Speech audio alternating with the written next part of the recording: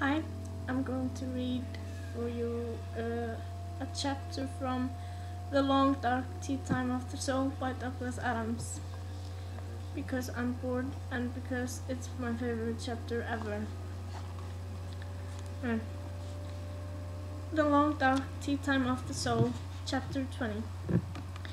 Kate rounded on her guest as soon as they were both inside her flat with the door closed, and Kate could be reasonably certain that Neil wasn't going to sneak back out of his flat and lurk disapprovingly halfway up the stairs. The continuing thumping of his bass was at least her guarantee of privacy. "All right," she said fiercely. "So what is the deal with the eagle, then? What is the deal with all the streetlights, huh?" The Norse god of thunder looked at her awkwardly. He had to remove his great horned helmet because it was banging against the ceiling and leaving scratch marks in the plaster. He tucked it under his arm. "What is the deal?" continued Kate.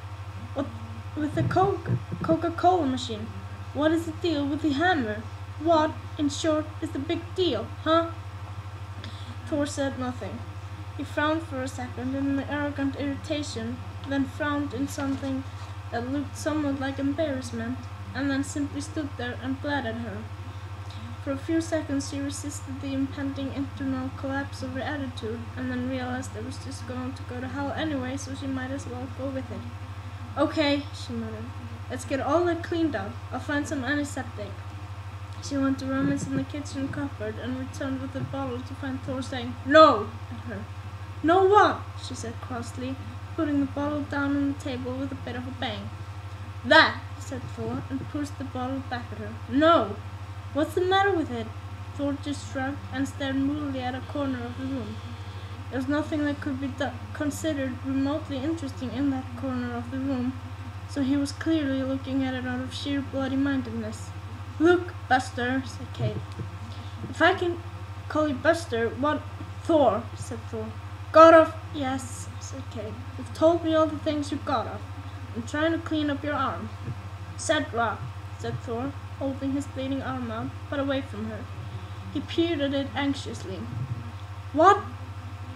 "Crushed leaves of cedra, oil of the kernel of the apricot, infusion of bitter orange blossom, oil of almonds, sage and comfrey. Not this."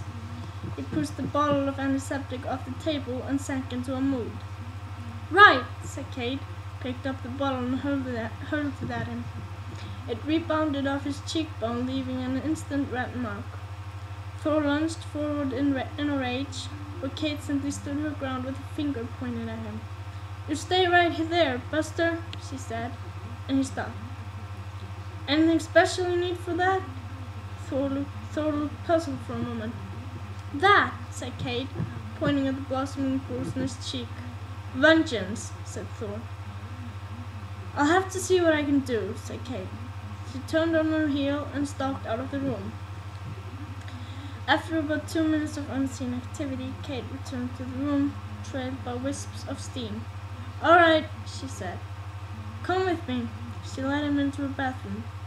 He followed her with a great show of reluctance, but he followed her. Kate had been trailed by wisps of steam because the bathroom was full of it. The bath itself was overflowing with bubbles and gunk. There were some bowls and pots, mostly empty, lined up along a small shelf above the bath. Kate picked them up one by one and displayed them at him. "Apricot kernel oil," she said, and turned it upside down to emphasize its emptiness.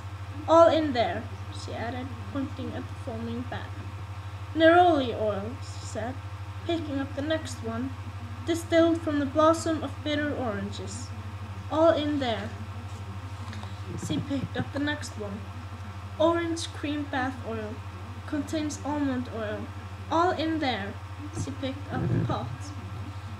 "Sage and comfrey," she said of one. "And cedra oil. One of them's a hand cream and the other's hair conditioner, but they're all in there, along with a tube of aloe lip preserver, some cucumber cleansing milk, honeyed beeswax and jojoba oil cleanser, rasool mud, seaweed and bird shampoo, rich night cream with vitamin E, and a very great deal of cod liver oil. I'm afraid I haven't got anything called vengeance, but here's some Calvin Klein obsession. She took the stopper from a bottle of perfume and threw the bottle in the bath. "I'll be in the next room when you're done." With that, she marched out and slammed the door on him.